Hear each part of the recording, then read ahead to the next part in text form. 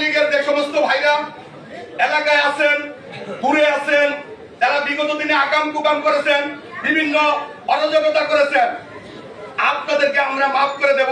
আমরা প্রতিহিংসা রাজনীতি করতে চাই না। আপনারা এলাকায় থাকবেন।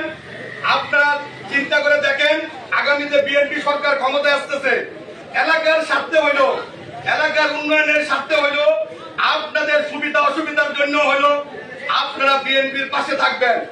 যদি আপনাদের দল কখনো পুনর্বাসন হয়, আপনাদের দল যদি কখনো আবার প্রতিষ্ঠিত হয়, আপনাদের দল যদি আবার দেশে রাজনীতি করার সুযোগ পায়, তখন যদি আপনারা আমাদেরকে ছেড়ে চলে যান, আমাদের কোনো আপত্তি থাকবে না।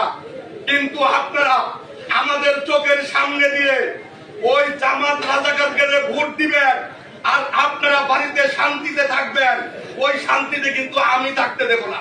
এটা কিন্তু আমার।